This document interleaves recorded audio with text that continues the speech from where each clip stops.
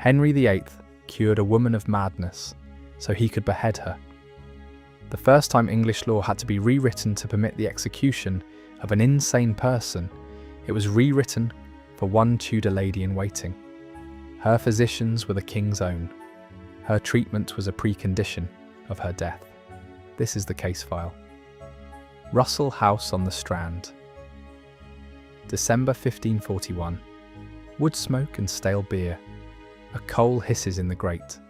You take a pulse at the wrist of a woman who is not the patient you're accustomed to. Your ordinary patient is the King of England.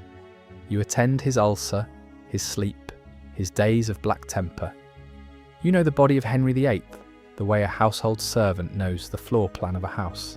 Today you're at the London residence of Sir John Russell, Lord Admiral of England, and the body whose pulse you take belongs to a 36-year-old woman in custody. The instructions you have been given by the King's Privy Council are unusual in their phrasing. The patient is to be kept alive. The patient is to be returned to a sound mind.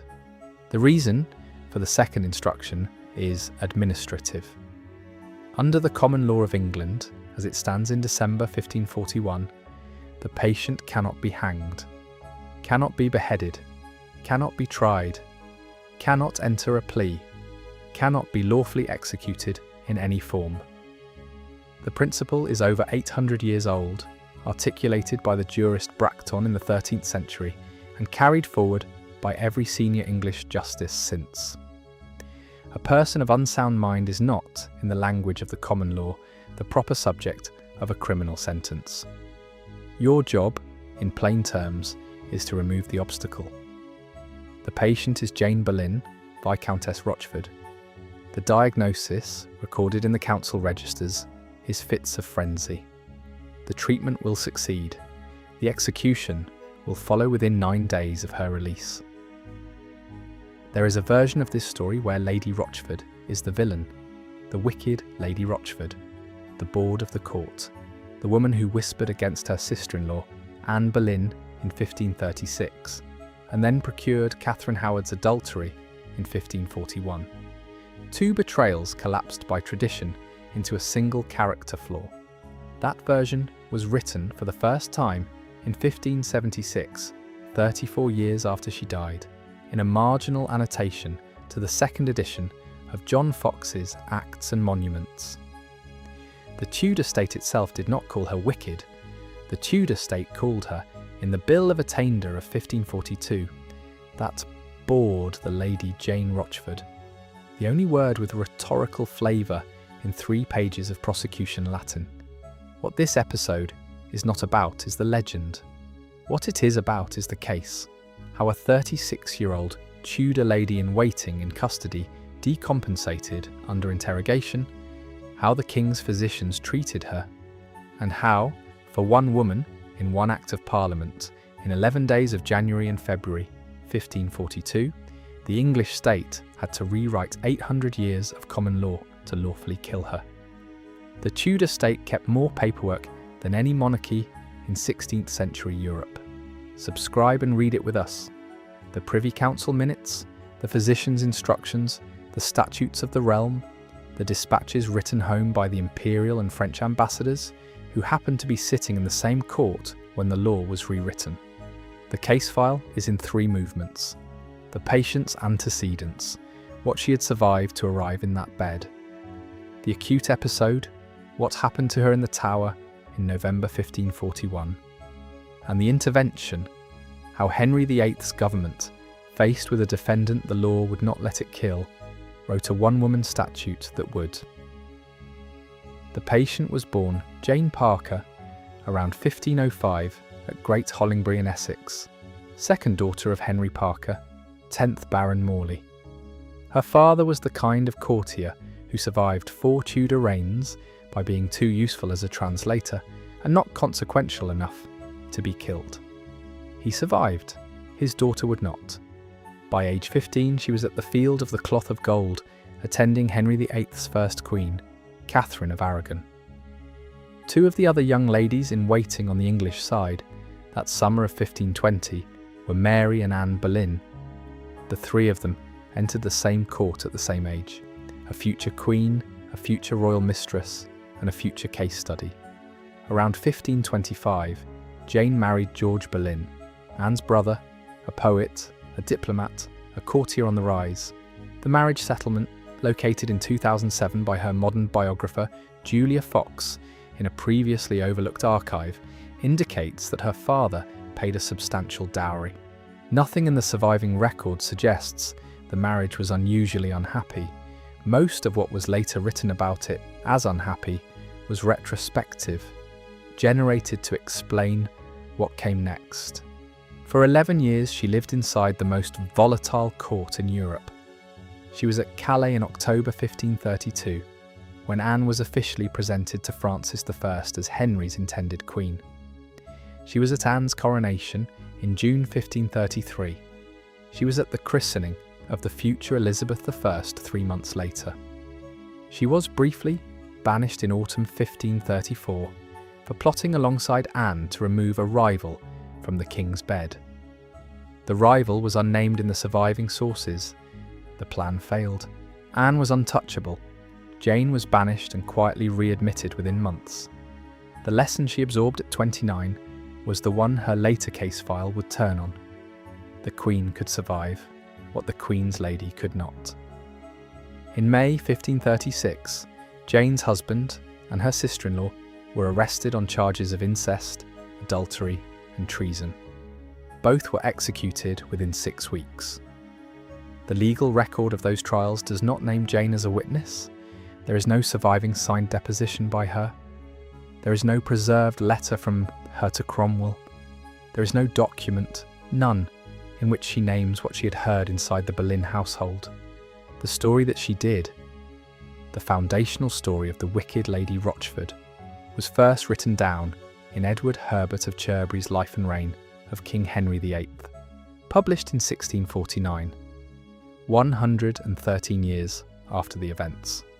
What we do have from May 1536 is one sentence, relayed by Eustace Chapuis, the imperial ambassador, in a dispatch to the Holy Roman Emperor on the 19th. At his trial, 4 days earlier, George Boleyn had been handed a written accusation, with explicit instructions not to read it aloud. The accusation was that his wife had heard from his sister, Anne, that the king was sexually incapable. George read the accusation aloud anyway. He was beheaded for it 2 days later.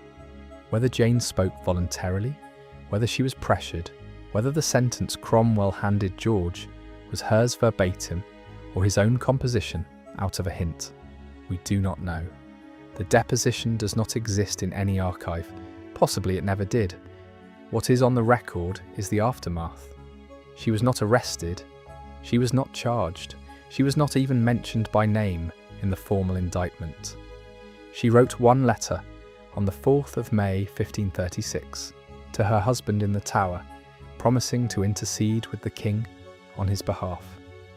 We know she wrote it because Sir William Kingston, Constable of the Tower, recorded its arrival in his correspondence with Cromwell. The text does not survive. It is the only letter known to have been written by Jane Boleyn in her lifetime. When her husband was beheaded, all of his lands, offices, and royal grants reverted to the crown. They had been male line inheritance. There was no son of the marriage. She petitioned the king. She petitioned Cromwell. She petitioned the Howards. She got an Act of Parliament passed restoring a portion of her widow's settlement. She was 31. She returned to court within months, as a lady-in-waiting to Henry's third queen, Jane Seymour. She walked at Jane Seymour's funeral the following year. She attended Anne of Cleves through the brief humiliating year of 1540. She continued to do the only job she had ever held. In summer 1540, the king set Anne of Cleves aside and married a girl of about 17. Jane Boleyn was appointed chief lady of her bedchamber. The girl was Catherine Howard, Anne Boleyn's first cousin. So, the patient was 35 years old at the start of 1541, widowed for 5 years, no children. The single piece of identity she had constructed since her husband's execution was a position in the household of a queen and the queen she now served was the cousin of the queen, for whose death her own husband had been killed. The Acute episode begins in summer 1541 on the royal progress through the north of England. Queen Catherine Howard begins meeting privately, at night, with a young gentleman of the Privy Chamber named Thomas Culpeper. The meetings happen in the Queen's lodgings, by the back stair, after the King has retired. On one documented occasion, at Lincoln, Catherine and Culpeper are alone together in a private chamber from 11 at night until 3 in the morning. The woman who unlocked the back stair, who stood at the door, who would later claim at her interrogation that she'd been positioned too far away to hear what was said inside, was Lady Rochford. Catherine wrote one letter to Culpeper that survives. It is preserved in the National Archives at Kew. It is signed "Yours as long as life endures, Catherine." It is the only love letter from an English queen to her lover that has come down to us in the Queen's own hand. In the body of the letter, she writes one line: "Come to me when my Lady Rochford be here, for then I shall be best at leisure to be at your commandment." It is the only document in the entire historical record where Lady Rochford's name is written in the handwriting of a Queen of England. The handwriting is Catherine's, the recipient is Culpeper. The third name, in the middle, is Jane's, placed there as a coordinate, a time, a condition, an instruction, when the door is held, when the candle is trimmed, when the witness is in position. The letter was found by Sir Thomas Wriothesley during a search of Culpeper's lodgings on or about November 11th, 1541. Within 72 hours, Lady Rochford was in the Tower. The Acute episode begins there. She was interrogated. She was not, on the surviving record, tortured. On the third day of her imprisonment, the records of the Privy Council report what the King's physicians, when they were summoned, would describe as fits of frenzy. Eustace Chapuis, kept abreast of the case by his sources inside the council, would later summarise the same condition as symptoms of madness. The reports describe a patient who could not stand without help, could not on a given day remember what she'd been asked the day before, could not, under any Tudor courtroom standard for fitness to plead, meaningfully respond to the charges placed in front of her. She was, in the legal vocabulary of December 1541, non compos mentis, of unsound mind, insane. What modern psychiatry would call the presentation is impossible to determine retrospectively. The description is consistent with several acute presentations: a dissociative state under extreme stress, a brief reactive psychosis, a catatonic affective episode. The records preserve a clinical observation, not a diagnosis. A woman in custody, isolated, presented with a written allegation that placed her at the centre of a treason charge against her queen, decompensated within 72 hours. What the King did about it is what makes the case a case. He had her removed from the Tower. He had her transferred under guard to Russell House on the Strand, the residence of the Lord Admiral. He had Lady Russell, the Admiral's wife, instructed to attend her. He sent his own physicians. The instruction recorded in the Privy Council register is unambiguous in its phrasing. The patient was to be restored to soundness of mind, in the King's own words, that he might afterward have her executed as an example. What the physicians did to her over the next 10 weeks the records do not specify. Tudor medicine for what we would now call a psychiatric crisis was a thin set of options: bloodletting, purges, sedation by herbal preparations, including henbane, mandrake, and beer in significant quantity, physical restraint where required. There was no concept of psychiatric care in the modern sense. The aim was not to relieve suffering. The aim was to restore function. The function being restored, in this case, was the function of standing, hearing, and answering. While the physicians worked on her at Russell House, Parliament, sitting from the 16th of January 1542, drafted 2 acts. Both would receive the royal assent by commission, on the same day, the 11th of February, 1542. 33 Henry VIII, Chapter 21. An Act of Attainder. It declared Catherine Howard and Jane Boleyn guilty of high treason, dispensed with the requirement of a trial, and authorised their execution by warrant. The Parliament roll preserves the operative phrase. That bored the Lady Jane Rochford. 33 Henry VIII, Chapter 20. An act for due process to be had in high treason in cases of lunacy or madness. What that act did was reverse in approximately 90 lines of statute the principle of English common law that an insane defendant could not be put to death. It made it lawful, for the first time in the documented history of the kingdom, to behead a person who had been judged of an unsound mind, provided the offence was treason. The legal historical analysis published by Homer Crotty in the California Law Review in 1924, still the most detailed published study of the Act, reads it as a response to one specific case. It draws on no surviving precedent. It addresses no other contemporaneous defendant the Act could have been written for. The drafting committee, the Privy Council, the assembled lords, and the King all knew exactly which patient at Russell House the legislation was being prepared to kill. 2 days after the assent, on the morning of 13th February 1542, Catherine Howard and Jane Boleyn were beheaded on Tower Green. The records do not document what changed in the patient's condition between mid-January and the second week of February to allow her transfer back to the Tower. They record only the transfer. On the night of 9th February, Lady Rochford was rowed across the Thames from Russell House, under guard, to the Tower of London. The implication of the transfer is that the King's physicians had returned her to a level of awareness sufficient for the execution to proceed. Whether she had recovered in any meaningful clinical sense is not in the record. What is in the record is a single observation. In Chapuis's dispatch of February 25th, she had shown signs of madness, he wrote, until they told her she must die. Then she was calm. There is a reading of that observation that is grim. The news of imminent death broke the dissociative episode by giving the patient a final certainty around which to organise.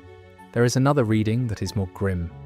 She'd been sufficiently restored to be present for her own execution. And what the dispatch describes as calm was a patient who was, again, capable of standing and listening. The records do not allow us to say which. On the morning of 13th February, Catherine Howard was helped onto the scaffold on Tower Green, the patch of ground where her cousin Anne Boleyn had been beheaded 5 years and 9 months earlier. Catherine had requested the night before that the executioner's block be brought into her cell so that she could practice placing her head on the wood. The request had been granted. She made the customary speech. The axe fell. Her ladies covered the body and carried it from the green. The block was cleaned. Fresh straw was laid down. Then Lady Rochford was brought. She made the customary speech, confession, prayer for the king, request that the people learn from her example. Then she knelt on the block where a Queen of England had died 10 minutes earlier. The chronicles do not record her last words. She was 36. The Act passed for her execution stayed on the statutes of England for 12 years. In 1554, it was repealed as one of the first legislative acts of Mary I, daughter of the Queen Henry, had set aside in 1533 to marry Anne Boleyn. The repeal restored the common law principle Bracton had articulated 3 centuries earlier. Furiosus furore solo punitor. The madman is punished by his madness alone. For the entirety of those 12 years, the Act was, on every available reading of the surviving case law, used exactly once. For one woman, in one room, by one set of physicians whose ordinary patient was the King of England.